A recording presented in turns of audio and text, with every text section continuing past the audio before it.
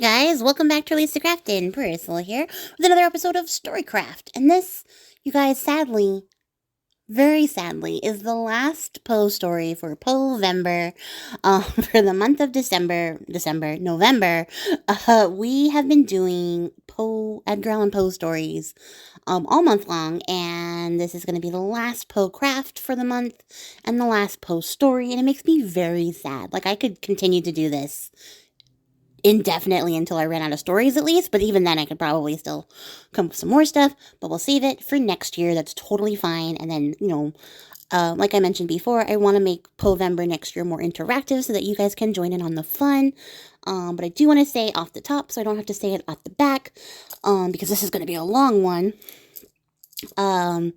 Thanks to everybody who has been following along on Poevember, all your comments, all your, sharing about how you feel about Poe stories and his writing and stuff like that, and then all the encouragement I've been getting from you guys because you like how I've been reading the stories, has been really, really, really, really awesome. You guys are awesome, and I wouldn't, and couldn't do it without your support and your encouragement, so just thank you guys for that. And then, because this is business, I'm going to just throw this in here, but if you want more Poe in your life, I did Poe themed stuff for the entire month on Patreon, so you can join and get those rewards, or you can visit my Patreon shop and also pick up the rewards that way if you don't want to join the Patreon. So the info for that is linked down below. You just got to go to my Patreon. It's there in the shop, or you can join and see all the other cool stuff we're going to do, because I got a lot of cool stuff coming up. But yeah, the digitals that I am using in this video came from the rewards that were over on Patreon, just to give you guys an idea of what's been going on over there. There's some cool stuff. There's some more cool stuff that you guys don't see here. But if you want to see it, you can also just check out the link and look at it. That's also a thing you can do. That's free. But yes, again, I appreciate your guys' support, and I did just want to mention again that you can follow on Patreon to see all the stuff that's happening without having to actually put in any money. So if you want to get updates, if you are following me, you get to be in the chat, and you can join in the dialogue and the discourse even if you aren't putting any money into it. That's also free. But yeah, those are the businessy things I wanted to throw in there off the top. If you would like to get these digitals, they're on the Patreon shop, or they're on the Patreon if you want to join as a patron. And again, thank you to my patrons for supporting this channel, because all your guys' encouragement definitely kept me on track. That's what I needed, and I got a lot of really good support over there, so I really appreciate you guys for that.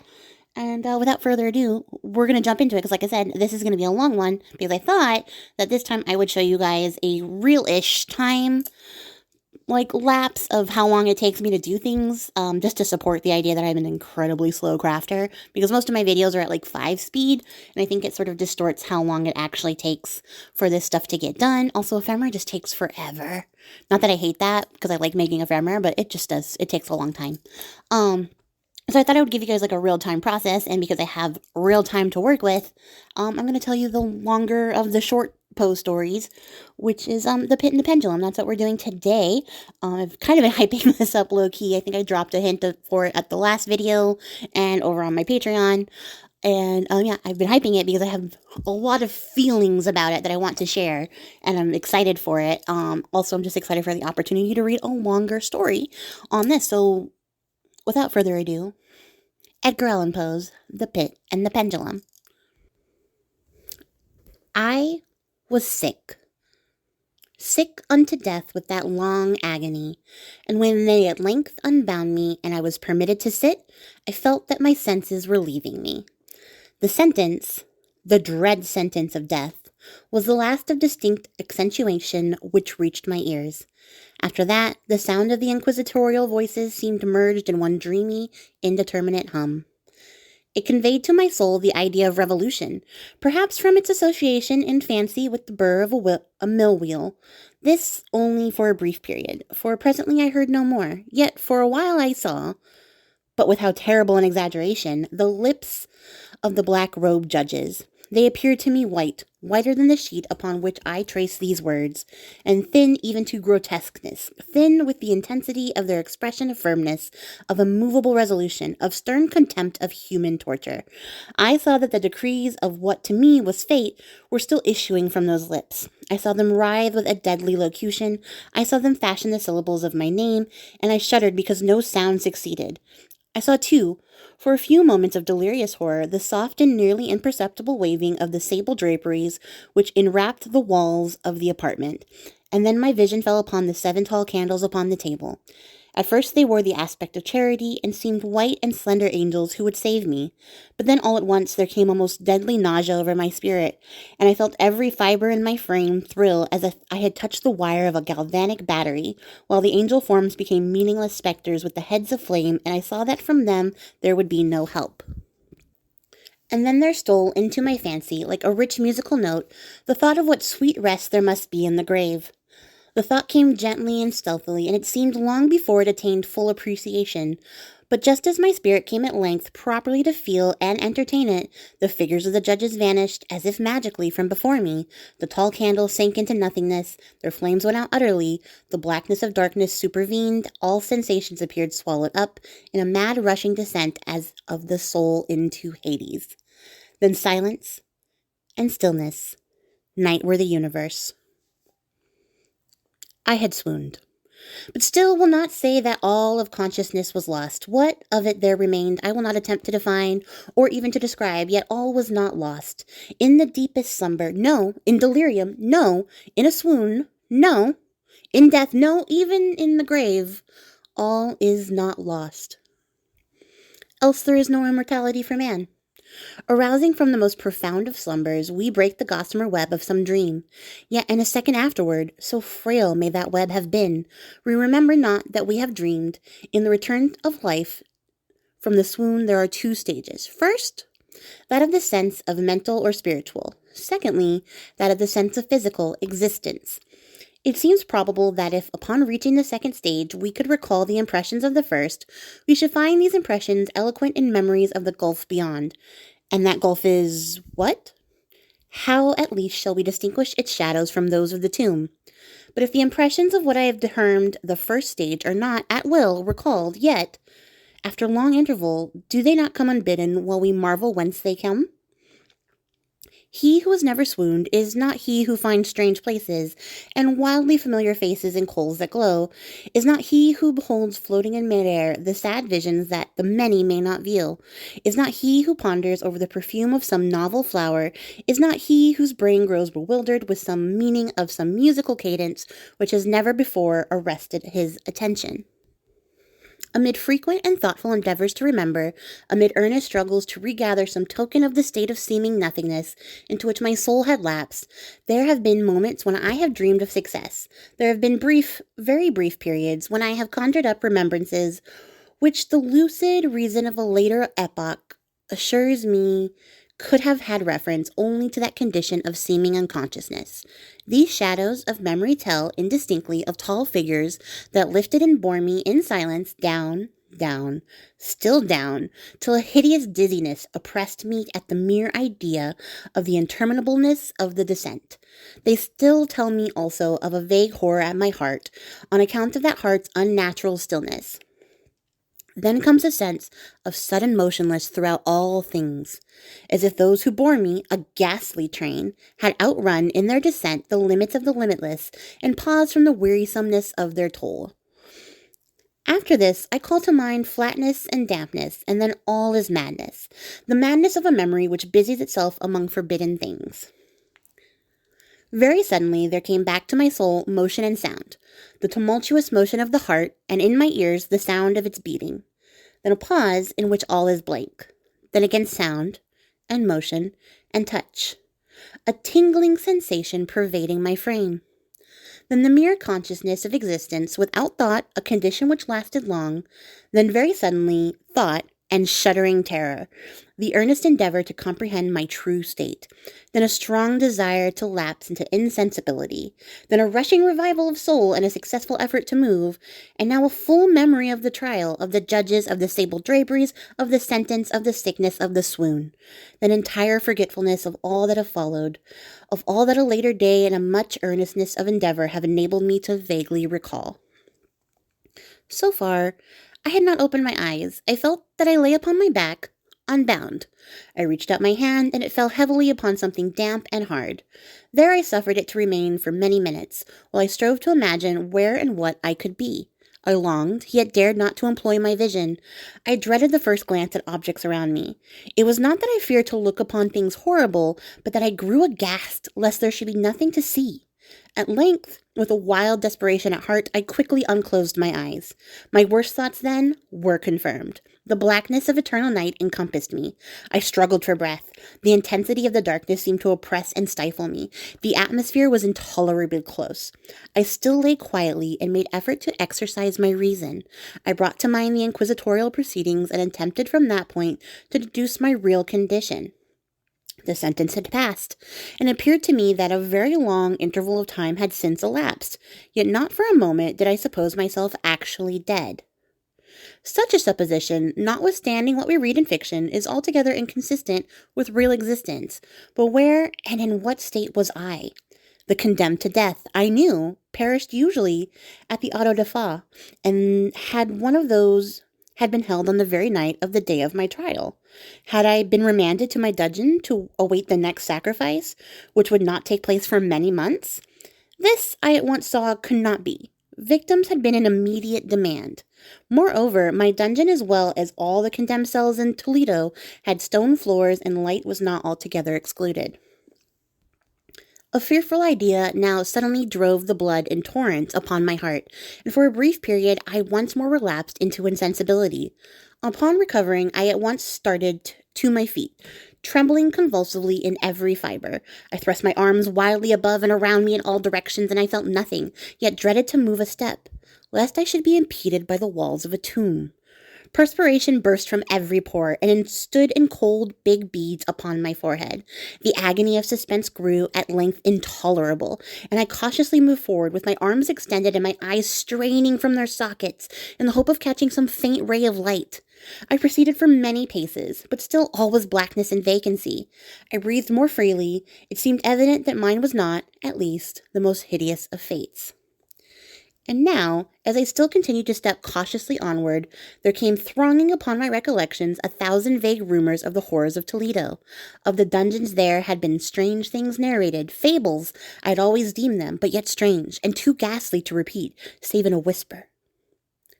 Was I left to perish of starvation in this subterranean world of darkness? Or what fate, perhaps even more fearful, awaited me? That result would be death, and a death of more than customary bitterness I knew too well the character of my judges to doubt. The mode and the hour were all that occupied or distracted me. My outstretched hands at length encountered some solid obstruction. It was a wall, seemingly of stone masonry, very smooth, slimy, and cold. I followed it up, stepping with all the careful distrust with which certain antique narratives had inspired me. This process, however, afforded me no means of ascertaining the dimensions of my dungeon, as I might make its circuit and return to the point whence I set out, without being aware of the fact so perfectly uniform seemed the wall. I therefore sought the knife, which had been in my pocket, when led into the inquisitorial chamber, but it was gone. My clothes had been exchanged for a wrapper of coarse serge. I had thought of forcing the blade in some minute crevice of the masonry so as to identify my point of departure. The difficulty, nevertheless, was but trivial, although in the disorder of my fancy it seemed at first insuperable. I tore part of the hem from the robe and placed the fragment at full length and at right angles to the wall. In groping my way around the prison, I could not fail to encounter this rag upon completing the circuit. So at least I thought, but I had not counted upon the extent of the dungeon or upon my own weakness. The ground was moist and slippery. I staggered onward for some time, when I stumbled and fell. My excessive fatigue induced me to remain prostrate, and sleep soon overtook me as I lay. Upon awaking and stretching forth an arm, I found beside me a loaf and a pitcher with water. I was too much exhausted to reflect upon this circumstance, but ate and drank with avidity. Shortly afterwards, I resumed my tour around the prison, and with much toil came at last upon the fragment of the surge. Up to the period when I fell, I had counted 52 paces, and upon resuming my walk, I had counted 48 more, when I arrived at the rag. There were in all, then, 100 paces, and admitting 2 paces to the yard, I presumed the dungeon to be 50 yards in circuit. I had met, however, with many angles in the wall, and thus I could form no guess at the shape of the vault. For vault, I could not help supposing it to be. I had little object, certainly no hope these researches, but a vague curiosity prompted me to continue them. Quitting the wall, I resolved to cross the area of the enclosure. At first I proceeded with extreme caution, for the floor, although seemingly of solid material, was treacherous with slime. At length, however, I took courage, and did not hesitate to step firmly. Endeavoring to cross in as direct a line as possible, I had advanced upon some 10 or 12 paces in this manner, when the remnant of the torn hem of my robe became entangled between my legs. I stepped on it, and fell violently on my face. In the confusion attending my fall, I did not immediately apprehend a somewhat startling circumstance, which yet, in a few seconds afterward, and while I still lay prostrate, arrested my attention. It was this. My chin rested upon the floor of the prison, but my lips and the upper portion of my head, although seemingly at a less elevation than the chin, touched nothing. At the same time, my forehead seemed bathed in a clammy vapor, and the peculiar smell of decayed fungus arose to my nostrils. I put forward my arm, and shuddered to find that I had fallen at the very brink of a circular pit, whose extent, of course, I had no means of ascertaining at the moment. Groping about the masonry just below the margin, I succeeded in dislodging a small fragment, and let it fall into the abyss. For many seconds I hearkened to its reverberations as it dashed along the sides of the chasm in its descent. At length there was a sudden plunge into the water, succeeded by loud echoes. At the same moment there came a sound resembling the quick opening and as rapid closing of a door overhead, while a faint gleam of light flashed suddenly through the gloom and as suddenly faded away. I saw clearly upon the doom which had been prepared for me, and congratulated myself upon the timely accident by which I had escaped. Another step before my fall, and the world had seen me no more. And the death just avoided was of that very character which I had regarded as fabulous and frivolous in the tales respecting the Inquisition. To the victims of its tyranny there was the choice of death, with its direst physical agonies, or death with its most hideous moral horrors. I had been reserved for the latter. By long suffering my nerves had been unstrung, until I trembled at the sound of my own voice, and had become in every respect a fitting subject for the species of torture which awaited me. Shaking in every limb, I groped my way back to the wall, resolving there to perish rather than risk the terrors of the wells, of which my imagination now pictured many in various positions about the dungeon. In other conditions of mind, I might have had courage to end my misery at once by a plunge into one of these abysses, but now I was the veriest of cowards. Neither could I forget what I had read of these pits, that the sudden extinction of life formed no part of their most horrible plan. Agitation of spirit kept me awake for many long hours, but at length I again slumbered. Upon arousing, I found by my side, as before, a loaf and a pitcher of water. A burning thirst consumed me, and I emptied the vessel at a draught. It must have been drugged, for scarcely had I drunk before I became irresistibly drowsy. A deep sleep fell upon me, a sleep like that of death.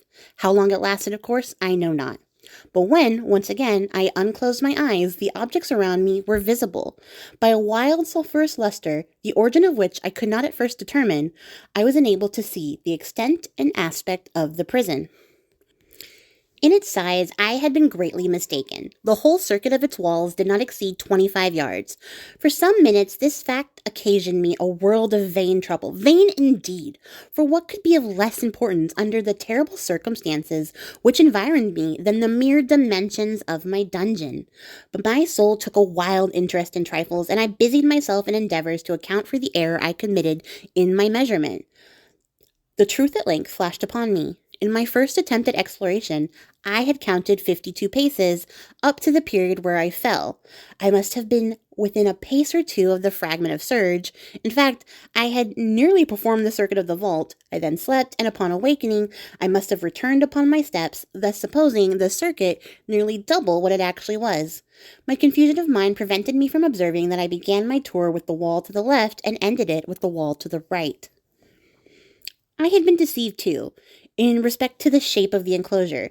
In feeling my way, I had found many angles and thus deduced an idea of great irregularity. So potent is the effect of total darkness upon one arousing from lethargy or sleep. The angles were simply those of a few slight depressions or niches at odd intervals. The general shape of the prison was square.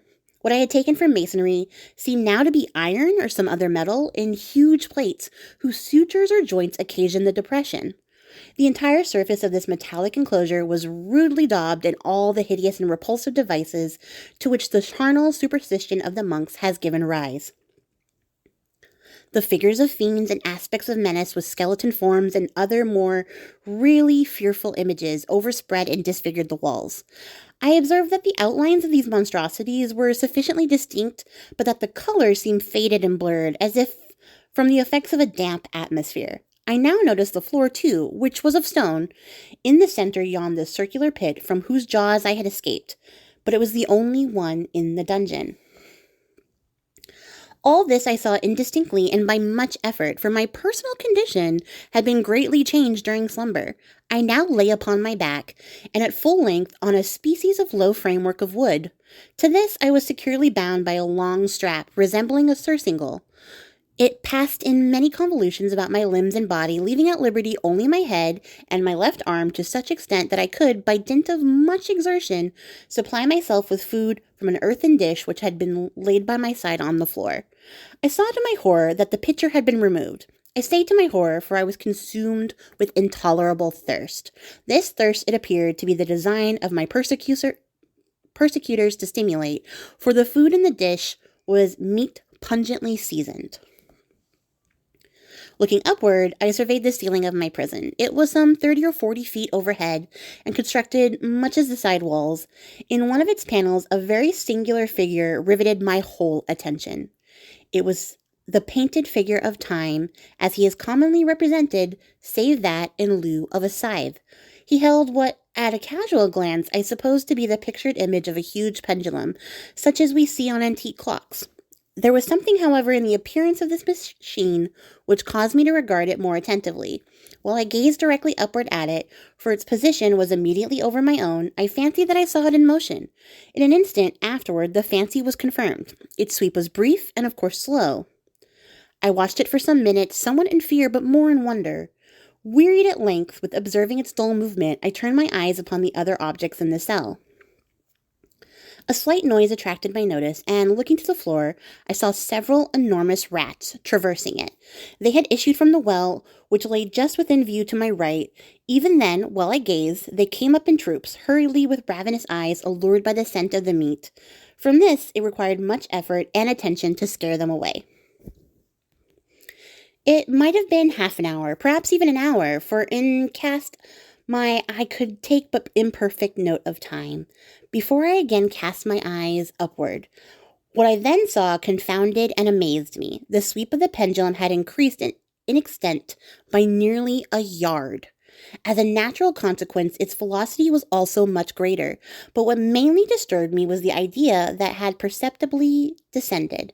I now observed, with what horror it is needless to say, that its neither extremity was formed of a crescent of glittering steel, about a foot in length from horn to horn, the horns upward, and the under edge evidently as keen as that of a razor. Like a razor also, it seemed massy and heavy, tapering from the edge into a solid and broad structure above. It was appended to a weighty rod of brass, and the whole hissed as it swung through the hair. I could no longer doubt the doom prepared for me by monkish ingenuity in torture. My cognizance of the pit had become known to the inquisitorial agents, the pit whose horrors had been destined for so bold a recusant as myself. The pit, typical of hell and regarded by rumor as the ultima thule of all their punishments. The plunge into this pit I had avoided by the nearest of accidents. I knew that surprise or entrapment into torment formed an important portion of all the grotesquerie of these dungeon deaths. Having failed to fall, it was no part of the demon plan to hurl me into the abyss, and thus, there being no alternative, a different and a milder destruction awaited me. Milder! I half smiled in my agony as I thought of such application of such a term. What boots it is to tell of the long, long hours of horror more than mortal, during which I counted the rushing vibrations of the steel, inch by inch, line by line, with a descent only appreciable at intervals that seemed ages. Down and still down it came. Days passed. It might have been many days that passed, ere it swept so closely over me as to fan me with its acrid breath. The odor of the sharp steel forced itself into my nostrils. I prayed. I wearied heaven with my prayer for its more speedy descent. I grew frantically mad and struggled to force myself upward against the sweep of the fearful scimitar. And then I fell suddenly calm, and lay smiling at the glittering death, as a child at some rare bauble. There was another interval of utter insensibility. It was brief, for upon again lapsing into life, there had been no perceptible descent into the pendulum. But it might have been long, for I knew there were demons who took note of my swoon, and who could have arrested the vibration at pleasure. Upon my recovery, too, I felt very, inexpressibly sick and weak, as if through long inanition. Even amid the agonies of that period, the human nature craved food. With painful effort, I outstretched my left arm as far as my bonds permitted and took possession of the small remnant which had been spared me by the rats. As I put a portion of it within my lips, there rushed to my mind a half-formed thought of joy, of hope. Yet what business had I with hope? It was, as I say, a half-formed thought. Man has many such, which are never completed. I felt that it was of joy, of hope, but felt also that it had perished in its formation. In vain I struggled to perfect, to regain it. Long suffering had nearly annihilated all my ordinary powers of mind. I was an imbecile, an idiot. The vibration of the pendulum was at right angles to my length. I saw that the crescent was designed to cross the region of the heart. It would fray the serge of my robe, it would return and repeat its operations, again and again, notwithstanding terrifically wide sweep, some 30 feet or more, and the hissing vigor of its descent sufficient to sunder these very walls of iron. Still, the fraying of my robe would be all that, for several minutes, it would accomplish, and at this thought I paused. I dare not go farther than this reflection. I dwelt upon it with a pertinacity of attention, as if in so dwelling I could arrest here the descent of the steel. I forced myself to ponder upon the sound of the crescent as it should pass across the garment, upon the peculiar thrilling sensation which the friction of cloth produces on the nerves. I pondered upon all this frivolity until my teeth were on edge. Down. Steadily it crept. I took a frenzied pleasure in contrasting its downward with its lateral velocity, to the right, to the left, far and wide, with the shriek of a damned spirit, to my heart with the stealthy pace of the tiger. I alternately laughed and howled as one or the other idea grew predominant. Down. Certainly, relentlessly down. It vibrated within 3 inches of my bosom. I struggled violently, furiously, to free my left arm. This was free only from the elbow to the hand. I could reach the latter from the platter beside me to my mouth with great effort, but no farther. Could I have broken the fastenings above the elbow, I would have seized and attempted to arrest the pendulum. I might as well have attempted to arrest an avalanche. Down. Still unceasingly, still inevitably down. I gasped and struggled at each vibration. I shrunk convulsively at its every sweep. My eyes followed its outward or upward whirls with the eagerness of the most unmeaning despair. They closed themselves spasmodically at the descent, although death would have been a relief. Oh, how unspeakable! Still, I quivered in every nerve to think how slight a sinking of the machinery would precipitate that keen, glistening axe upon my bosom. It was hope that prompted the nerve to quiver, the frame to shrink. It was hope. The hope that triumphs on the rack, that whispers to the death-condemned even in the dungeons of the Inquisition. I saw that some 10 or 12 vibrations would bring the steel in actual contact with my robe, and with this observation there suddenly came over my spirit all the keen collected calmness of despair. For the first time during many hours, or perhaps days, I thought. It now occurred to me that the bandage, or surcingle, which enveloped me was unique.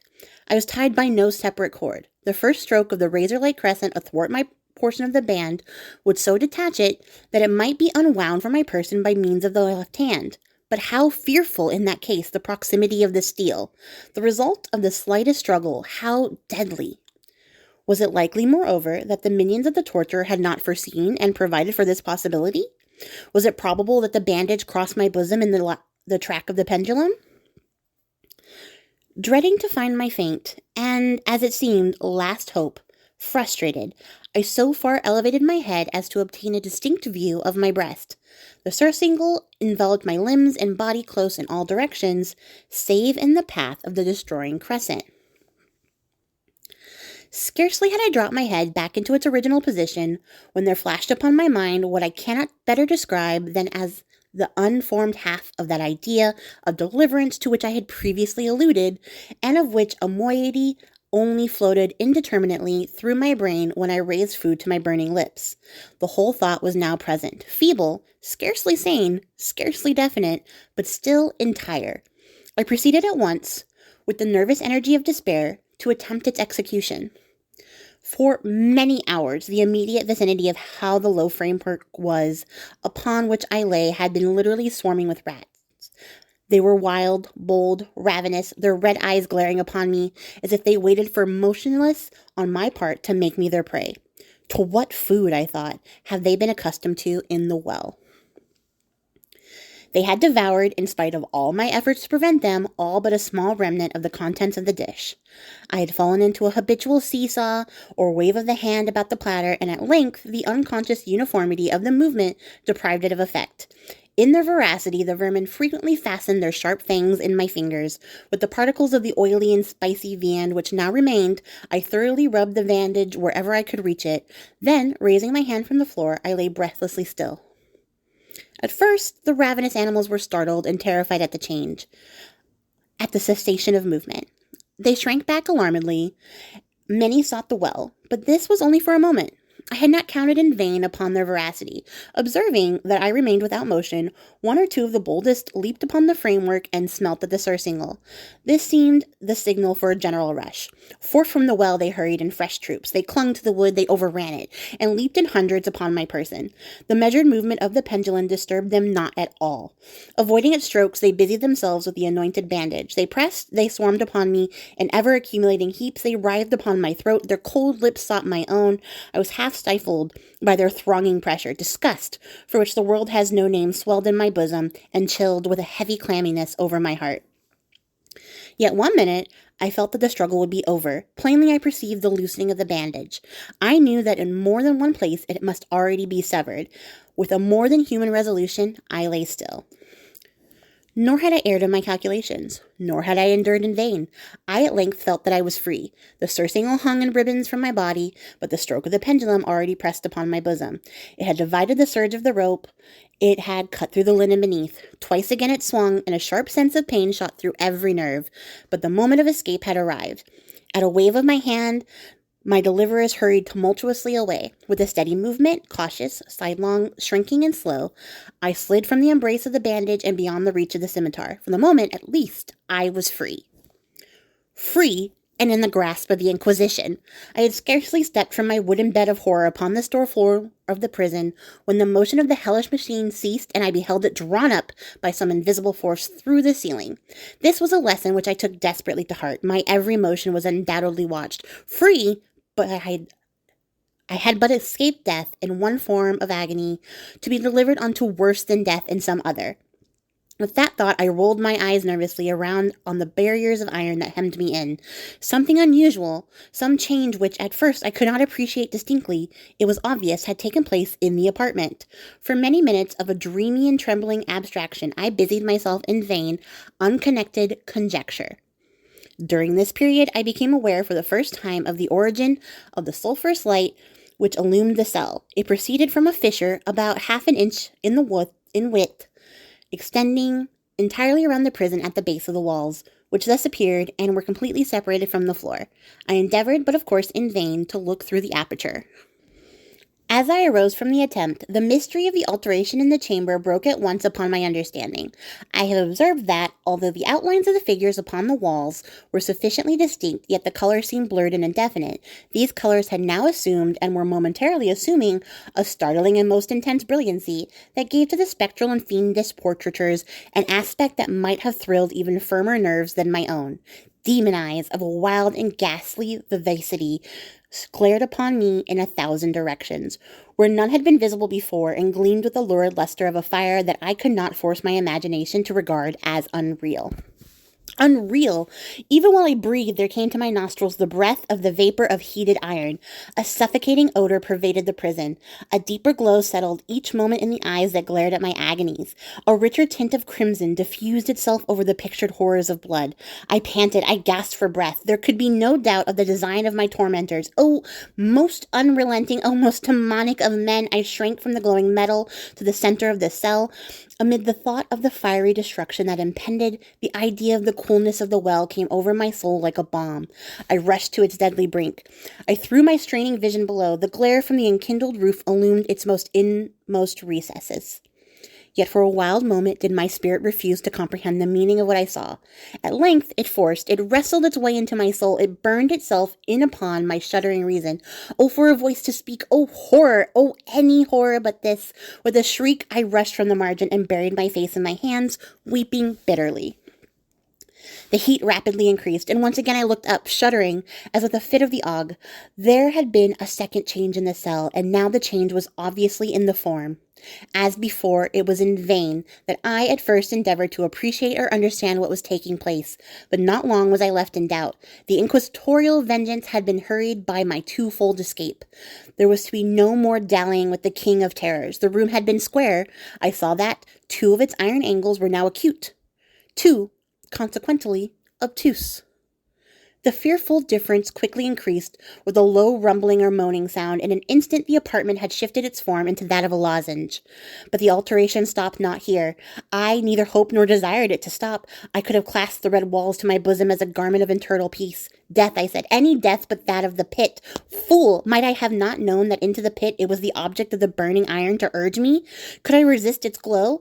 Or if even that, could I withstand its pressure? And now, flatter and flatter grew the lozenge with a rapidity that left me no time for contemplation. Its center, of course, its greatest width, came just over the yawning gulf. I shrank back, but the closing walls pressed me resistlessly onward. At length, my seared and writhing body there was no longer an inch of foothold on the firm floor of the prison. I struggled no more, but the agony of my soul found vent in one loud, long, and final scream of despair.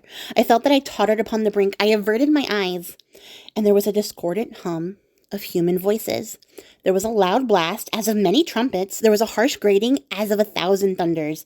The fiery walls rushed back. An outstretched arm caught my own as I fell, fainting into the abyss. It was that of General Lasalle. The French army had entered Toledo. The Inquisition was in the hand of its enemies. And that's the end of The Pit and the Pendulum, you guys. And if you have made it to the end of the video, I appreciate your faces. I just wanted to say that I was really excited to share this story because a lot of the Poe stories are particularly gruesome. That's sort of his wheelhouse, right? But a lot of them are also told from the perspective of, like, the murderer in question, the guilty party in question. There are some stories that do take place from the opposite perspective, like this story, where you get sort of the perspective of the hero of the story. So essentially in this tale, we have a man who has been wrongfully imprisoned by the Spanish Inquisition and is going through the horrors of his torment and punishment and trying to survive long enough to, thankfully, at the end, be rescued by the French army, who come to interrupt his almost, like, on the verge of, because he's on the very edge of the pit, being pushed in by the hot walls, death. So, like, yeah, I just thought this story was really interesting, because you don't get a lot of Poe stories where someone lives or where there's an actual hero of the tale. Like some of the, like the Rue Morgue has, you know, a detective that survives, but like there's a bunch of gruesome deaths. So like nobody actually dies in this except for the sort of explanation of the Spanish Inquisition itself and the horrors it's visiting on people as it's torturing them to death. But otherwise, like, our hero makes it out of the story. He lives to tell the tale, and he tells a very verbose and poetic sort of recollection of his tale, because he does admit that he doesn't remember a lot of the things that happened because they were knocking him out the whole time, so that they could set up all these contraptions and tortures and punishments for him. And it's sort of like an interesting balance between like walking the line of terror, but also like there's some redemption because he makes it through in the end. And yeah, I just really enjoy this story. I thought it was a really great one, a really good way to like cap off Poevember. I thought it was a lot interesting because it's a little bit different than some of the stories I've told this month. I think this one and then like the oval portrait was a little bit different, because that one didn't necessarily have a good or a bad guy, unless you count the artist who basically just painted his wife till she died. But yeah, this was a lot of fun, you guys. I really, really enjoyed doing this. I really enjoyed sharing this. I really enjoyed getting to ham it up a little bit and tell some of these stories to you guys. And I'm really looking forward to doing it next year. And like I said, always, if you guys made it to the end of the video, I appreciate your faces. I'll catch you guys in the next one. Until then, happy crafting and happy Poevember. See you guys next month. Bye.